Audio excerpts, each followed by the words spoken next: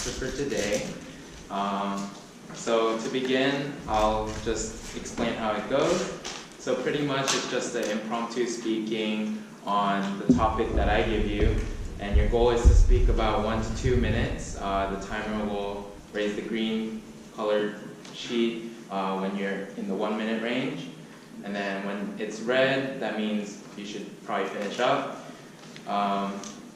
And remember that we're not being judged here. The goal is just to practice, to try to think on the spot and come up with some kind of speech. All right. So today's topic is the holidays.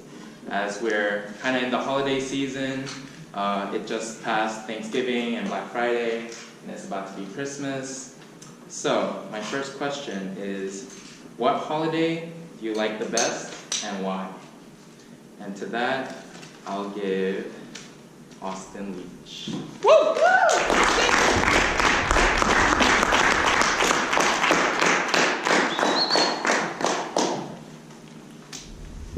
What holiday do I like the best? Ooh, that's a tough question, really. I'll have to go with the easy answer. It's that time of year. Christmas is here. Now, why do I like Christmas the best? Well, all my life I've been religious. I grew up in a Christian family. I've been raised in the church. I've kept with it. Christmas is the holiday for Christians. We celebrate, of course, all about Jesus Christ. But Christmas isn't all about that. It's about the spirit of giving and enjoying time with family. If you're not religious, you still get a month off of school, almost. Everyone gets time to go home, get off work, get off school, and just spend time with the loved ones. All my best memories, I'd say, are from around the Christmas time. It's a time where you're stuck inside because it's cold outside. Maybe not always here because it's Georgia, but at least at night it's cold. And you have to hang out with your family. Now some people might not like that, but they get used to it. When I was younger, I didn't always enjoy spending time with my family. I wanted to be with friends. But now that I'm older, I realize that time I spent at home with them was time I'll cherish the rest of my life. And that's why I love Christmas. Thank you.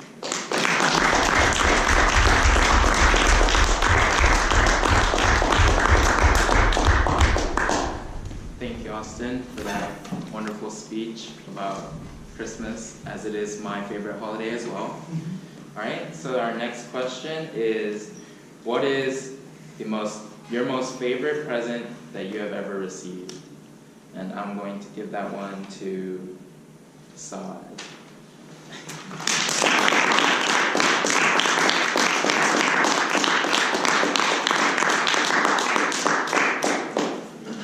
Okay, so the best present that I've ever received was probably the original Xbox right when it came out.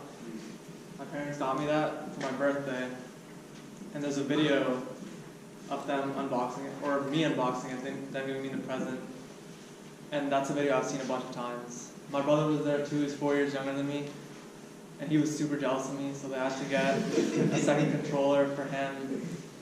His controller was nicer than mine, that's what I remember, it was like different colored. The original one is a black regular controller. His was clear, which I don't know how old I was, but I'm guessing it's around 10. And that was kind of a big deal for me. So I would play that pretty much every day. My favorite game was this racing game. I don't remember what it was called, but I used to play it all the time. My mom has videos of me playing it, so I've loved video games for a really long time. And that Xbox was my introduction into console gaming. I had a Game Boy before it, but I don't think that was a birthday present or anything. But that was a pretty cool present too. So, yeah, the original Xbox is my favorite present that I've done. Thank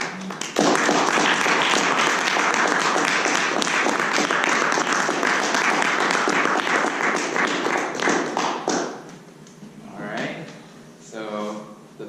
question that I have is, what is the most expensive gift that you've ever received? And I'll give that one to Miss Linda Rogers.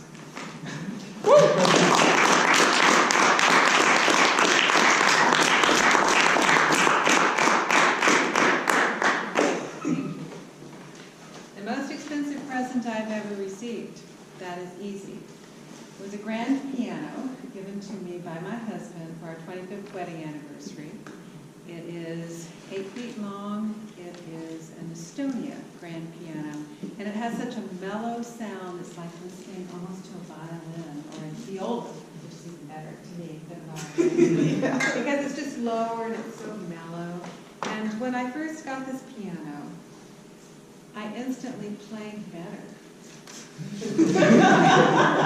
That sounds really funny to say, but it just sounded so much better because I had a $500 something or other piano that in hindsight was really more good for firewood than it was. And I know this sounds really funny, but when I started to play the grand piano and I thought at first something was really off because the sound was so different. And I talked with the piano tuner, and he said that you've been playing on something in the past that was really better for kindling instead of anything else. And so my ear had to get retrained for all of this. And now when I go to other people's homes and play piano duets or something with them, and they'll say, "Oh, I just had the piano tuned," and I think, "No, you didn't. Just have it really ought to be used for kindling and stuff." So my best present that I've ever had, the most expensive one that I've ever had, has been that piano, and I absolutely love it. I will never live anywhere that it does not fit. It always be with me. Thank you.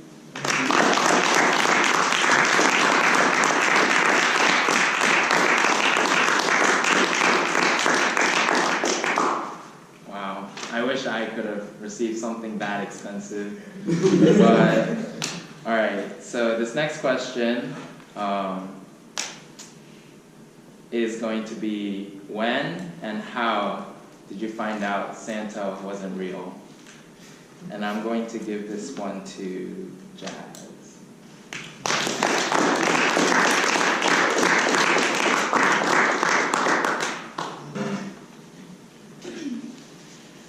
I remember this day so clearly. It was Christmas Eve. My siblings and I, there were 4 of us, we were sitting watching TV. I think some movie was on, a Christmas movie, probably Harry Potter on ABC. And my parents called us into the living room, the dining room. We were kind of, disappointed that we were torn away from the TV, but we said, okay, well, maybe we'll be able to get our Christmas gifts open early. It was Christmas Eve. Maybe we'll open our gifts early. They sit us down, and my father, I think he just cuts it to the core, like, oh, Santa's not real. This is not real. And when that set into me, I was just like, okay. I mean, I had my suspicions. I was a suspicious kid.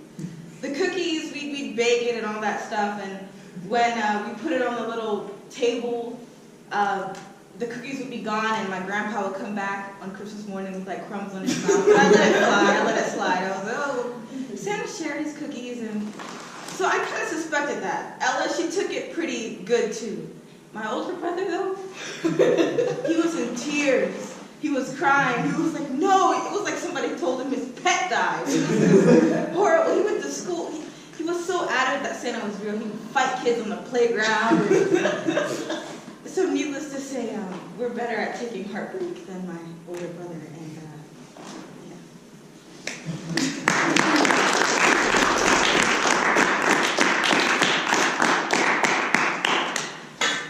All right, so for our next question, I have, looking forward, what is going to be your 2018 New Year's resolution? And I will call up Ryan.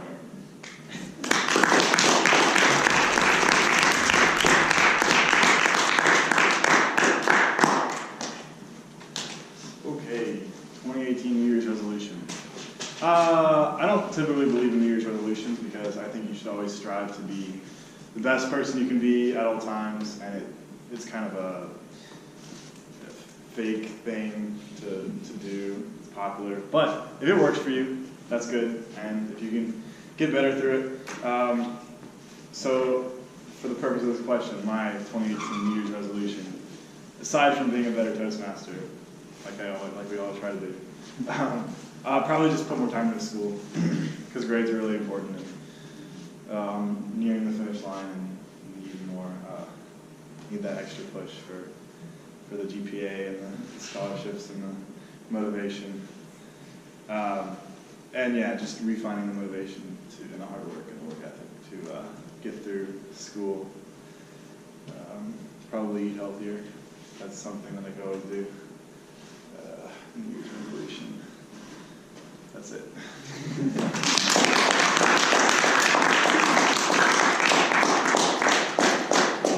All right. So for my next question, I have, what is your fondest memory of snow? And I'll call up Estes.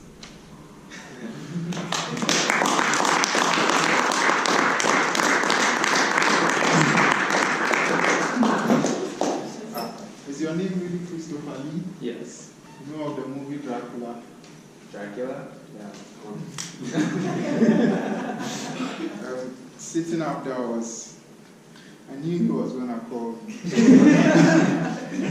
And I was hoping against hope that he would not. Because where I'm coming from, we celebrate Christmas, all right.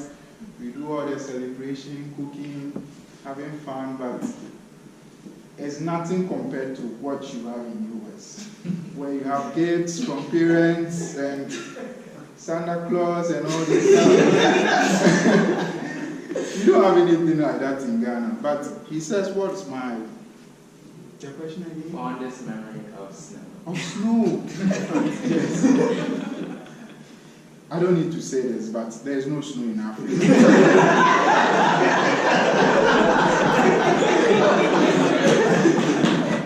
So my experience will have to be in the US. And unfortunately, I find myself in Georgia. Rarely experience snow in Georgia, but luckily last Christmas, I went down to Massachusetts to visit a friend in Worcester. And he was like, hey, come around and come and experience snow. Come and experience the snow, at least for being in the US. Put it on your Facebook, WhatsApp profile for friends back home to know you've seen the snow. Then we'll make some snowballs or whatever they call it, snow something. I'm like, no, bro, I can't do that. But I had a good experience with snow because we basically had to go out and have some fun and meet some people. And at first I was like, snow would be like rainy, you'd be wet all over, but that's not it. I was not wet, I was cold to some extent, but it was okay. I've been invited back, but I'm deciding against it because I can't stand the cold too much. And I need to do some work as well. Thank you, Christopher.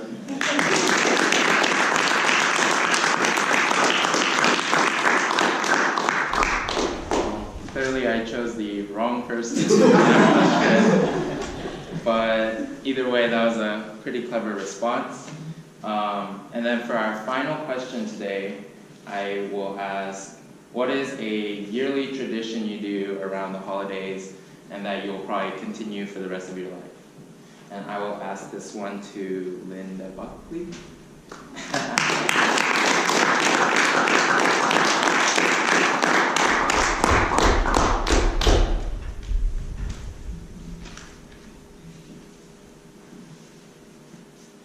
Thank you. I'm so glad you asked me that question. Well, I have a large family. There are 8 in our family. And at Christmas time, my mother and father usually buy everyone presents and gifts. And so now we have nieces and nephews and cousins. And so the family has really grown. So now what we do around Christmas time, we all put everyone's name in a hat. And then we'll pull out the name And then that's the person you are supposed to buy the gift for. Because before, it was very expensive during Christmas time, trying to get all the toys the children wanted, all the clothes the adults wanted. And I said, no, something has to give. So now it works out fantastically. Everyone gets something, everyone enjoys it. But what we also do is that we give them a list of things that we may want or may need. It's mainly what we want, not what we need. So that really helps us to pinpoint what we're going to give that person for Christmas as a gift. And that has worked out so beautifully, and I really enjoy selecting names.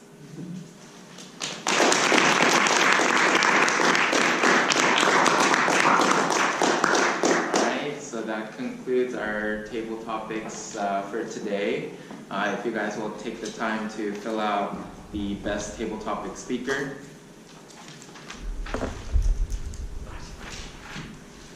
And were all our speakers in time? Yep, we were good. Festus was just a little bit over. It was 2 minutes and 11, but if you cut out all the laughing from the audience, it probably would have been good in time, so you're good.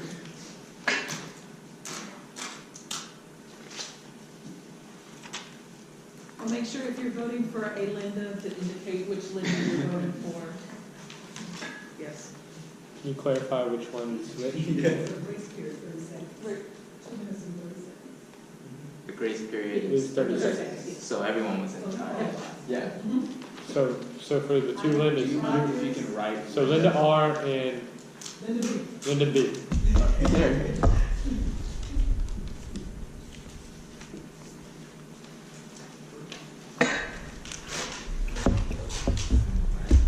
And I'll call back the Toastmaster, Jessica.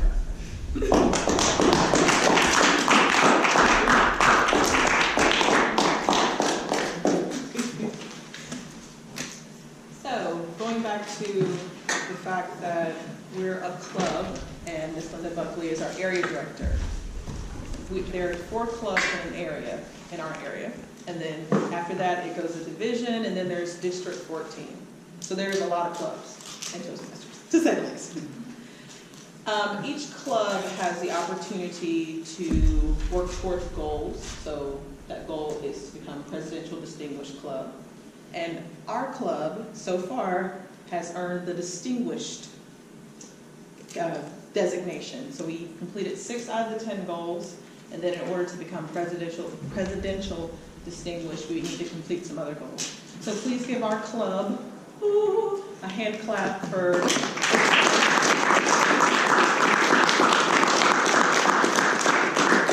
And most of it had a lot to do with the fact that we had our wonderful people to come in and give their speeches. We have 21 new members. Officers have been amazing. And we just have enjoyed this semester. Now we're going to move into the evaluation section. So some people really, really enjoyed this part.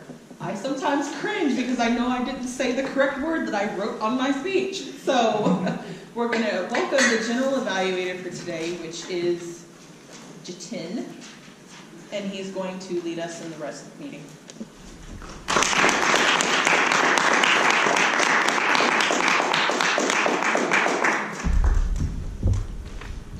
Can you imagine an evaluator being nervous? I thought an evaluator is the most confident person in a meeting until I came here on stage during my first evaluation as a general evaluator. I was so nervous that I was going to come on stage as soon as all the speakers were done. Toastmasters, where leaders are made. And leaders cannot be made without learning from their mistakes.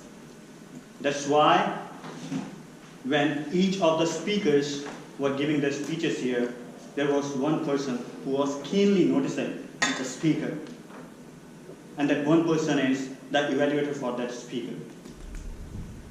So while we have this meeting here, everyone is an evaluator. I think when the audience gives their evaluation to a speaker, they evaluate from their heart.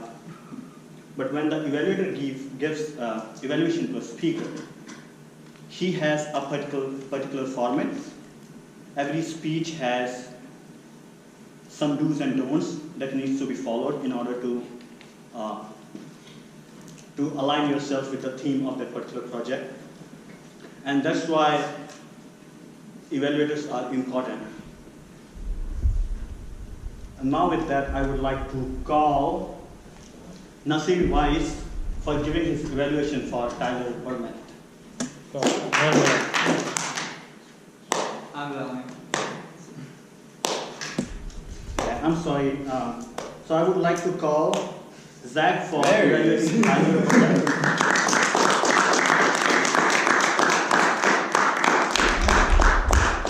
So, Project 8, getting comfortable with visual aids.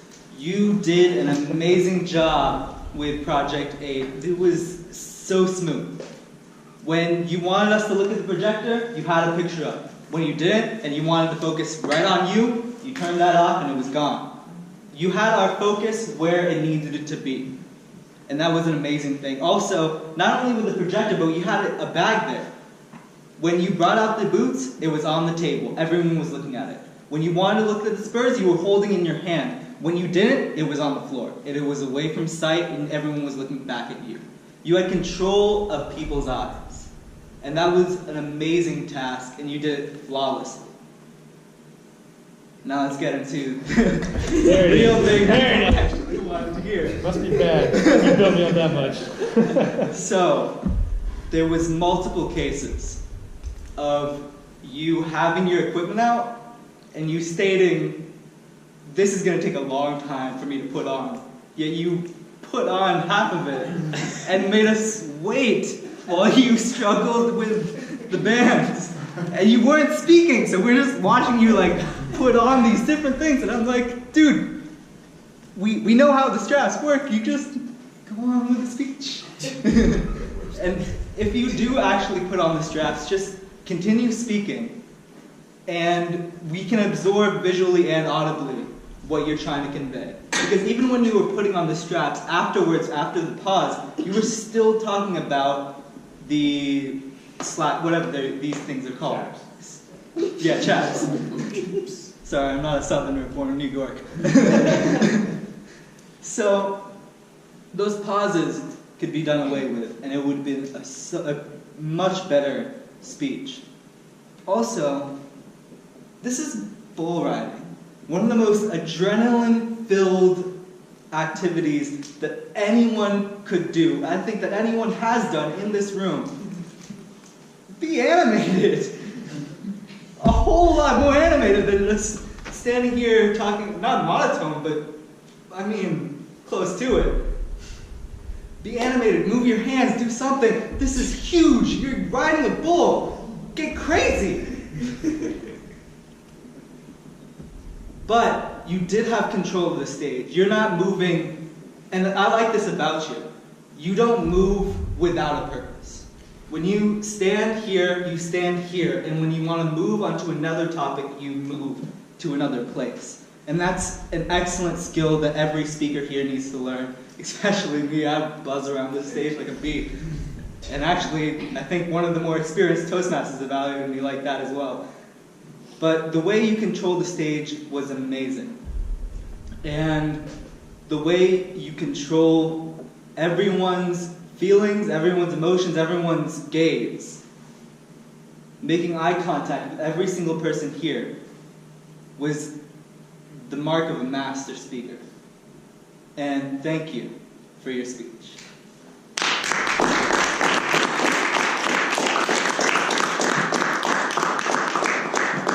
Thank you, Zach. Now we have our second evaluator, Nasir Weiss, who will be evaluating Tyler Chan.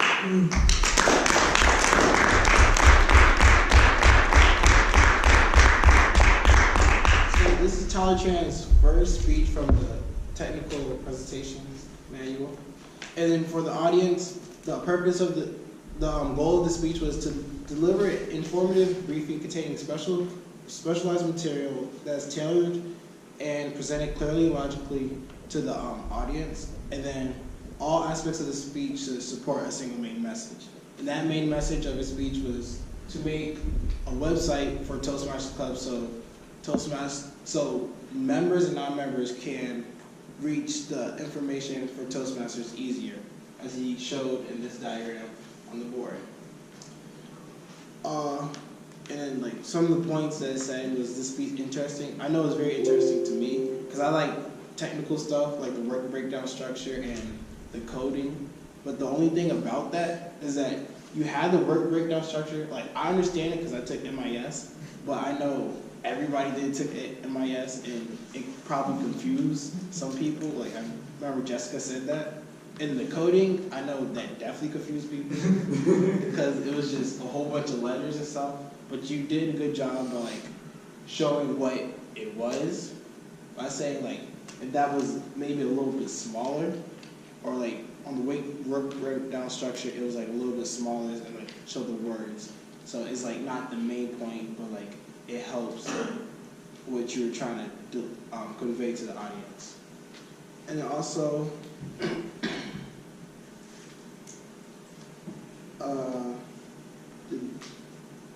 And then did everything you say support your main message of completing the of making a website, and all your points did. There was no point